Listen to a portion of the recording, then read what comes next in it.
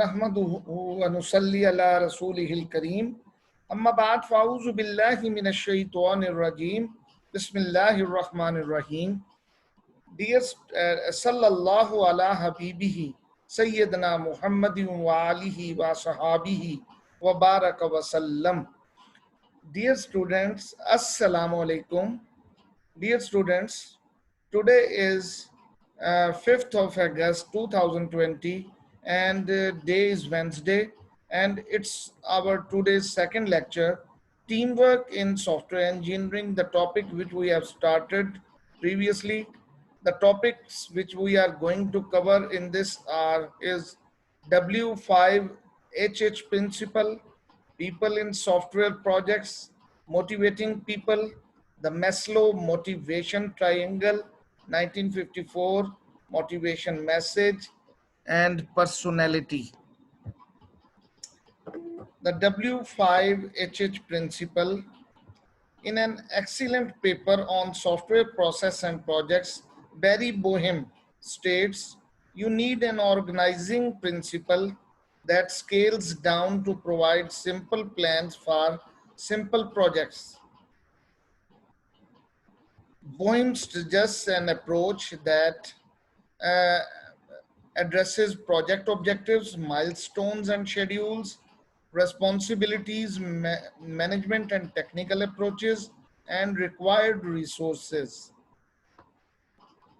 He calls it the W5HH principle after a series of questions that led to a definition of key project characteristics and the resultant project plan. Dear students, basically Barry Boehm ने अपना एक excellent paper research work लिखा, एक paper लिखा जो software process और projects के ऊपर था, जिसमें उसने इस बात पे बहुत जोर दिया है कि आपके पास ऐसे ऑर्गेनाइजिंग प्रिंसिपल होने चाहिए कि जो आपके लिए, आपके सिंपल प्रोजेक्ट्स के लिए सिंपल प्लान्स आपको प्रोवाइड करें।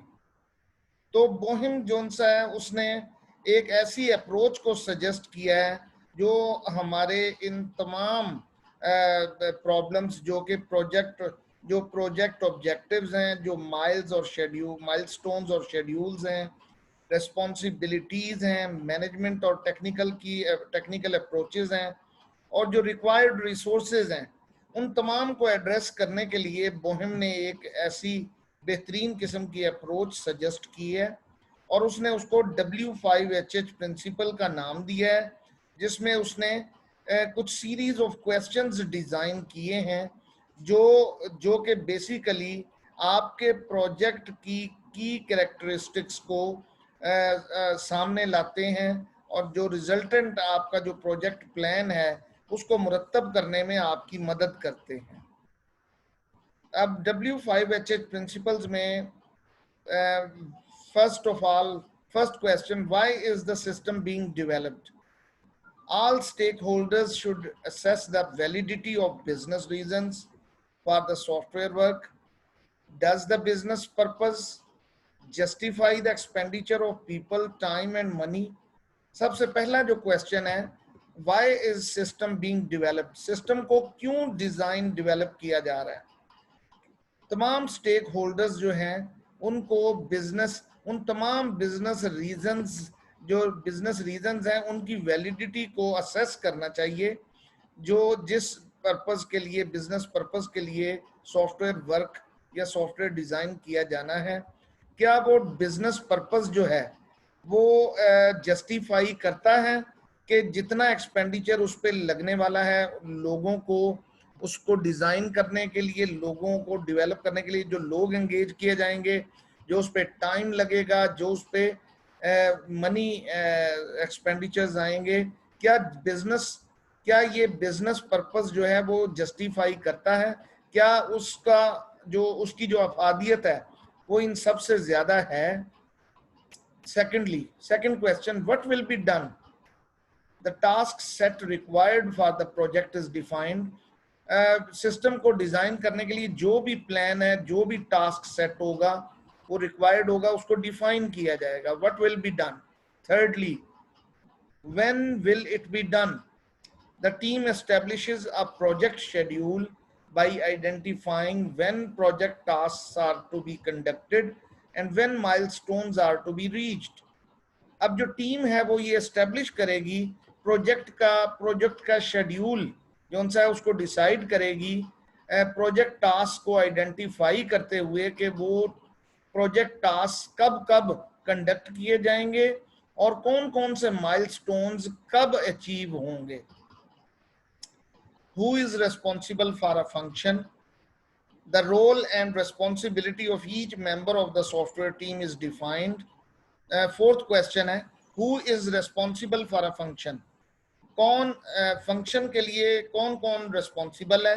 तो इसमें वो तमाम टीम सॉफ्टवेयर टीम के जो तमाम मेंबर हैं, हर मेंबर की रिस्पॉन्सिबिलिटी को और उसका रोल जो है वो डिफाइन किया जाएगा. और फिफ्थ क्वेश्चन जो है W5 जिसमें 5 क्वेश्चंस हैं. Fifth W question, where are they located organizationally? Not all roles and responsibilities reside within software practitioners. The customer, users, and other stakeholders also have responsibilities. तमाम organisationally तौर पे zone से हैं वो तमाम जितने भी मेंबर्स हैं वो कहाँ पे लोकेट कर रहे हैं? Where are they located organizationally? तो इसमें यह है कि सिर्फ सॉफ्टवेयर प्रैक्टिशनर्स जो हैं या सॉफ्टवेयर डिजाइनर्स वगैरह सिर्फ उनका रोल्स और रिस्पॉन्सिबिलिटीज ही नहीं आएंगी जो कि रिजाइड करेंगे सिस्टम को डिजाइन करने के लिए, बल्कि इसमें कस्टमर यूजर्स और वो तमाम स्टेक होल्डर्स भी की रिस्पॉन्सिबिलिटीज भी आ जाएंगी जो और उन जो रिस्पॉन्सिबल और वो स्टेक होल्डर्स भी आ जाएंगे जिनकी रिस्पॉन्सिबिलिटीज जिनको असाइन की गई हैं. और W5 के 5 क्वेश्चंस हैं. अब आगे HH यानी 2 HH questions. First H question, how will the job be done technically and managerially? Once product scope is established, a management and technical strategy for the project must be defined. जब आपकी product का scope जो सा है उसको वो सामने आ जाता है तो फिर जो मैनेजमेंट है और उसकी जो टेक्निकल स्ट्रेटजी होती है प्रोजेक्ट की उसको कंप्लीटली डिफाइन कर दिया जाना चाहिए. How much of each resource is needed?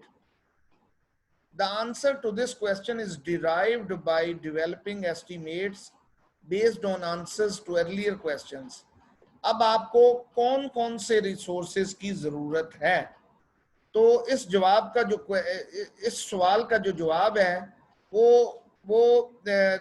तकरीब वो पिछले जो तमाम क्वेश्चंस जो डेवलप किए उनसे जो एस्टिमेट्स डेवलप किए गए हैं उन्हीं में इस क्वेश्चन का जवाब है. So Bohm's W5HH principle is applicable regardless of the size or complexity of a software project. The questions noted provide you and your team with an excellent planning outline. Bohm W5HH का जो principle है वो इस चीज से बालातर है कि आपके प्रोजेक्ट का साइज क्या, सॉफ्टवेयर प्रोजेक्ट का साइज क्या है या उसकी कॉम्प्लेक्सिटी क्या है.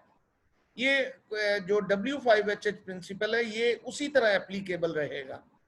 तो जो क्वेश्चंस हैं जो हमने अब तक जो नोट किए हैं ये आपको और आपकी टीम को एक्सीलेंट प्लानिंग आउटलाइन प्रोवाइड करेंगे. People in software projects. The people working in a software organization are its greatest assets. It costs a lot to recruit and retain good people, and it is up to software managers to ensure that the organization gets the best possible return on its investment. जो basically जो people जो organisation software organisation में काम कर रहे होते हैं वो इसका बहुत ही ग्रेटेस्ट एसेट होते हैं और ये बहुत ही बेसिकली ये इस पे बहुत ज़्यादा कॉस्ट लगती है जब आप उनको रिक्रूट करते हैं और अच्छे प्रोग्रामर्स को या अच्छे प्रोग्राम डिज़ाइनर्स को रिटेन करते हैं अपनी ऑर्गेनाइजेशन में। तो ये सॉफ्टवेयर मैनेजर्स जो उनसे होते हैं उन्होंने इस बात को इंश्योर करना होता है कि ऑर्गेनाइजेशन जो है वो बेस्ट पॉसिबल रिटर्न गेट करे, जितनी भी वो इन्वेस्टमेंट करे अपनी इन्वेस्टमेंट्स वगैरह पे बेस्ट पॉसिबल रिटर्न्स उसको हासिल होने चाहिए। तो जो सक्सेसफुल कंपनीज और जो इकोनॉमीज होती हैं वो इस चीज़ को अचीव करने के लिए जानती हैं को उस वक्त अचीव कर पाती हैं जब वो अपने लोगों को, अपने एम्प्लॉयज़ को रिस्पेक्ट देते हैं, जब ऑर्गेनाइजेशन में उनको रिस्पेक्ट दी जाती है और उनको जो रिस्पॉन्सिबिलिटीज़ असाइन की जाती हैं वो उनकी सलाहियतों के मुताबिक और उनकी एक्सपीरियंस के मुताबिक उनको असाइन की जाती हैं। तो सक्सेसफुल कंपनीज और जो इकोनॉमीज हैं वो ये बात बड़ी अच्छी तरह जानती हैं कि उन्हें अपने एम्प्लॉयज़ को रिस्पेक्ट देनी है और उनको इनकी सलाहियतों के मुताबिक उनको और एक्सपीरियंस के मुताबिक उनको रिस्पॉन्सिबिलिटीज असाइन करनी है। Next, we are going to talk about critical factors. According with Somerville, there are 4 critical factors in people management. People की management के लिए जिन 4 critical factors पे समरविले ने कंसंट्रेट किया है वो 4 factors ये हैं।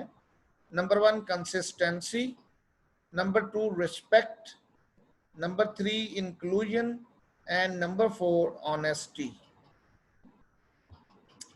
Motivating people. Motivation means organizing the work and the working environment to encourage people to work as effectively as possible. Motivation से हम मुराद ये लेते हैं कि अपनी ऑर्गेनाइजेशन में अपने वर्क को इस तरह ऑर्गेनाइज करना और अपनी वर्किंग एनवायरनमेंट को में अपने एम्प्लॉयज़ को इस तरह इनकरेज करना कि वो इफ़ेक्टिव से इफ़ेक्टिव मतलब अपनी तरीके से अपनी ड्यूटीज़ को जिस हद तक मुमकिन हो सके इफ़ेक्टिवली अपनी ड्यूटीज़ को सरअंजाम दें। If people are not motivated, they will not be interested in the work they are doing. They will work slowly, be more likely to make mistakes, and will not contribute to the broader goals of the team or the organization. अगर लोग motivated नहीं होंगे तो वो अपने काम में interest show नहीं करेंगे जो वो काम सरअंजाम दे रहे होंगे और वो एक तो अपना काम जो सा है वो बहुत आहिस्ता परफॉर्म करेंगे और अक्सर गलतियां करेंगे, मिस्टेक्स होंगी ऑफनली, और वो अपने टीम ऑर्गेनाइजेशन जो टीम ऑर्गेनाइजेशन के अंदर उनकी टीम के जो ब्रॉडर गोल्स हैं, जो बुलंद मकासद हैं, उनमें वो बेहतरीन तरीके से कंट्रीब्यूट नहीं कर सकेंगे। The Maslow Motivation Triangle 1954. Dear students, ये एक ट्राइंगल है जिसके अंदर जिसको 5 पोर्शंस में डिवाइड किया गया है, जिसमें सबसे पहला पोर्शन जो ट्राइंगल की जो टॉप है उस पे सेल्फ रियलाइजेशन नीड्स है। यहाँ जगह कम थी इसलिए उसको साइड पे लिख दिया गया है। Self realisation needs, esteem needs, social needs, safety needs, and physiological needs. Maslow triangle suggests that people are motivated by satisfying their needs. These needs are arranged in a series of levels. Maslow triangle suggest करती है कि लोगों को motivate करने के लिए उनकी needs को सेटिस्फाई करना ज़रूरी है और वो नीड्स जो हैं वो एक सीरीज ऑफ लेवल्स में अरेंज कर दी गई हैं, जिस तरह के हम पीछे देख चुके हैं ट्रायंगल में। The lower levels of this hierarchy represent fundamental needs for food, sleep and so on, and the need to feel secure in an environment. जो लोअर लेवल्स हैं, जो नीचे वाले लोअर लेवल्स हैं, उनमें जो इस हायरार्की में जो लोअर वाले लेवल्स में फंडामेंटल नीड्स रिप्रेजेंट की गई हैं, उनमें खुराक की ज़रूरियात, स्लीप रिक्वायरमेंट्स वगैरह हैं, और एनवायरनमेंट में अपने आप को सिक्योर फील करने की ज़रूरियात हैं. उसके बाद next, social needs are concerned with the need to feel part of a social grouping. Social needs जो होती हैं ये कंसर्न है इस चीज़ से कि जो एम्प्लॉई जो है वो अपने आप को ऑर्गेनाइजेशन के अंदर सोशल ग्रुपिंग का एक हिस्सा मुतसव्वर करे. Esteem needs represent the need to feel respected by others. Esteem needs में ये चीज़ आ जाती है कि जो एम्प्लॉई है वो अपने आप को अदारे के अंदर रिस्पेक्टफुल फील करे, to be respected by others, यानी दूसरे उसकी रिस्पेक्ट करें. And self realisation needs are concerned with personal development. और जो सेल्फ रियलाइजेशन नीड्स हैं ये कंसर्न्ड हैं पर्सनल डेवलपमेंट के साथ, ये मुतल्लक हैं. Therefore, making sure that people's social esteem and self-realization needs are satisfied is most important from a management point of view. इसीलिए इस बात को मुकम्मल इस बात की श्योरिटी दी जानी चाहिए कि लोगों को उनकी सोशल एस्टीम और सेल्फ रियलाइजेशन जो नीड्स हैं उनको सेटिस्फाई करना एक मैनेजमेंट पॉइंट ऑफ व्यू से बहुत ही निहायत ज़रूरी है. To satisfy social needs, you need to give people time to meet their co-workers and provide places for them to meet.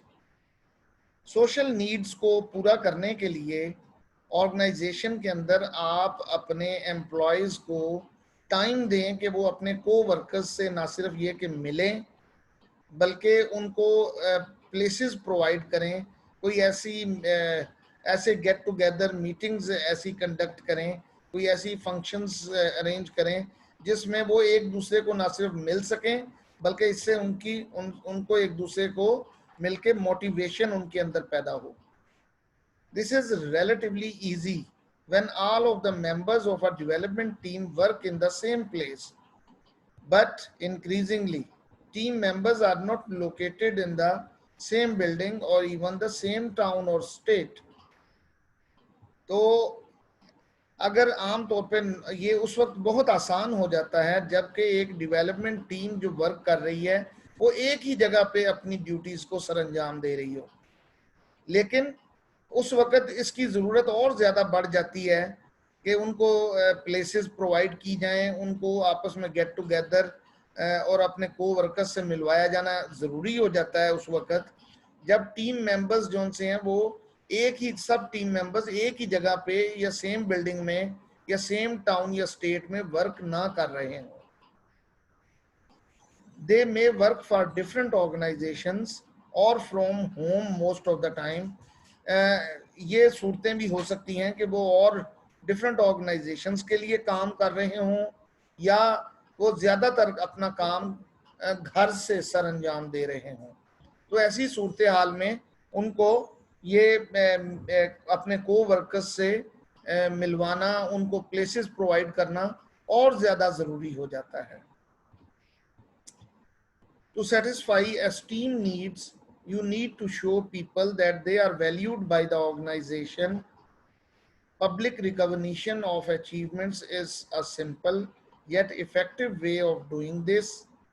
Obviously, people must also feel that they are paid at a level that reflects their skills and experience. लोगों की इज्जत नफ्स या esteem needs को पूरा करने के लिए ये ज़रूरी है कि लोगों को ये एम्प्लॉयज़ को ये शो करवाया जाए कि ऑर्गेनाइजेशन उन्हें ऑनर करती है, उन्हें वैल्यू देती है. और जो उनकी पब्लिक और जो उनकी जो अचीवमेंट्स हैं उनको पब्लिक रिकॉग्निशन दी जानी चाहिए, लोगों के सामने उनकी अचीवमेंट्स को शो किया जाए। अगरचे ये एक सिंपल बात है, लेकिन ये एक इफेक्टिव वे है इस एस्टीम नीड्स को पूरा करने के लिए। और आम तौर पर people must also feel that they are, और ये आपके एम्प्लॉयज को ये फील करना चाहिए कि उनको उनकी सलाहियतों और एक्सपीरियंस के मुताबिक उनको उसी लेवल पर उन्हें पे किया जा रहा है। To satisfy self-realization needs, you need to give people responsibility for their work, assign them demanding but not impossible tasks, and a training program provide a training program where people can develop their skills. Training is an important motivating influence as people like to gain new knowledge and learn new skills. लोगों की self realisation needs को satisfy करने के लिए आपको लोगों को अपने वर्क के दौरान रिस्पॉन्सिबिलिटी या जिम्मेदारी देने की ज़रूरत है। उनको ऐसी ड्यूटीज असाइन करें जो कि डिमांडिंग हों लेकिन इम्पॉसिबल ना हो, लेकिन वो टास्क इम्पॉसिबल ना हो। उनको ऐसे टास्क दिए जाएं, असाइन किए जाएं जो डिमांडिंग हों, और उनको एक ट्रेनिंग प्रोग्राम प्रोवाइड किया जाए ताकि वो अपनी स्किल्स को और ज़्यादा निखार सकें। ट्रेनिंग बहुत ही इंपॉर्टेंट मोटिवेटिंग इन्फ्लुएंशियल इफेक्ट रखती है लोगों के ऊपर, क्योंकि लोग जो हैं वो न्यू नॉलेज और न्यू स्किल्स जो उनसे हैं उनको अपने अंदर डेवलप करना चाहते हैं, न्यू नॉलेज को गेन करना चाहते हैं। तो ये ट्रेनिंग उसके लिए एक बहुत ही मोटिवेटिंग फैक्टर है। Motivation message: motivation is not simply a question of satisfying social needs. People can be motivated through helping a group achieve shared goals. Motivation जो है ये एक सिंपली सिर्फ इस बात का सवाल नहीं है कि आपकी सोशल नीड्स को सेटिस्फाई करना है, बल्कि मोटिवेशन जो है ये एम्प्लॉयज़ में या पीपल को, एम्प्लॉयज़ या ऑर्गेनाइजेशन में पीपल को या एम्प्लॉयज़ को मोटिवेट किया जा सकता है। उनको जो उनकी ग्रुप अचीवमेंट्स हैं उनको, उनके जो शेयर्ड गोल्स हैं, उनकी जो अचीवमेंट्स हैं उनके थ्रू उनको मोटिवेट किया जा सकता है। Being a member of a cohesive group is highly motivating for most people. People with fulfilling jobs often like to go to work because they are motivated by the people they work with and the work that they do. एक कोहिजिव group वो होता है जिसमें जो employees या group members होते हैं वो अपने ग्रुप की ओवरऑल वर्किंग को, अपने ग्रुप की जो सक्सेस है उसको ज़्यादा अहमियत देते हैं बनिस्बत अपनी ज़ात के।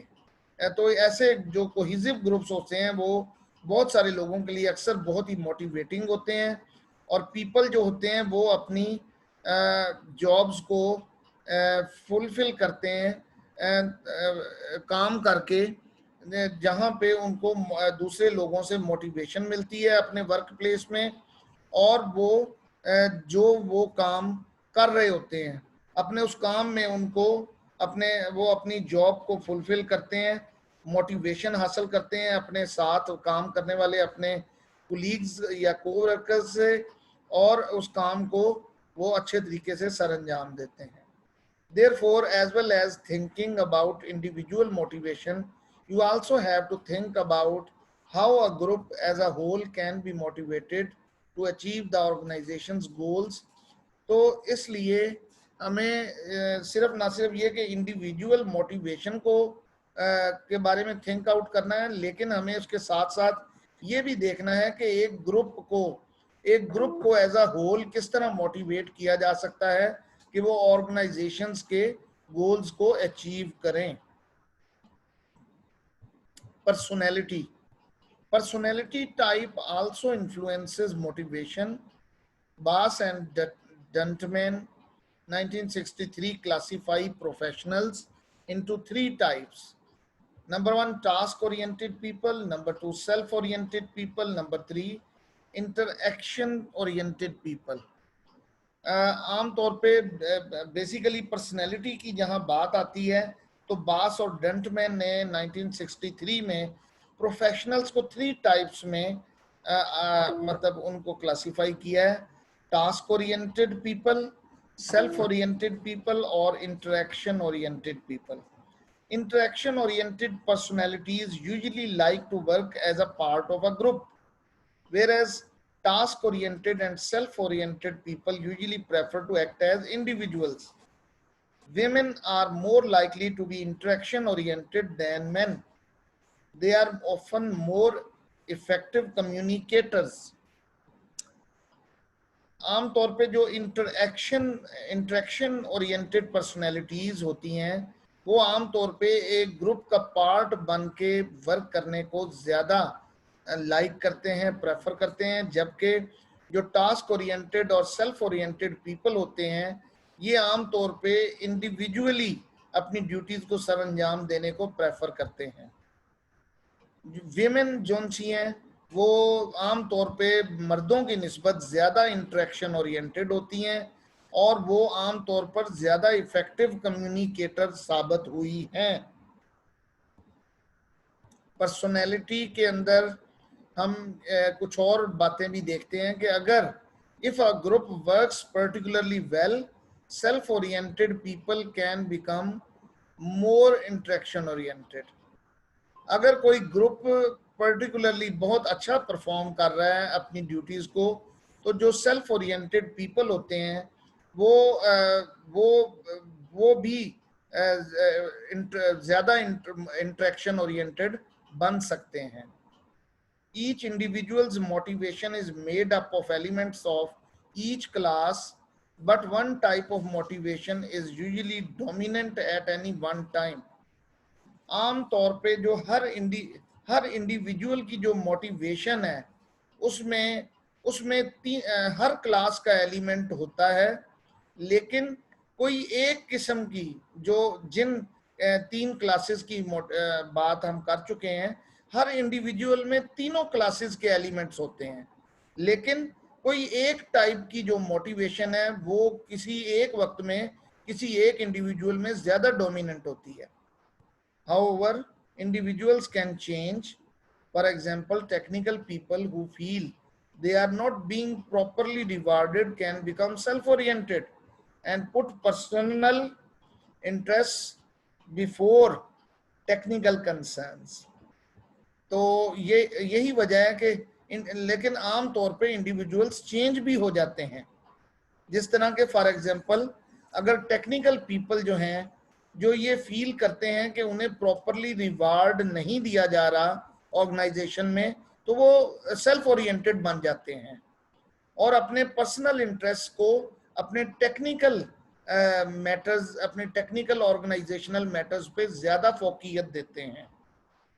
तो ये डियर स्टूडेंट्स, इस लेक्चर में हमने जिन टॉपिक्स को देखा, ये नेक्स्ट अब हम बात करेंगे अपने फर्दर टॉपिक्स पे tomorrow in Thursday. Okay dear students, अल्लाह हाफिज.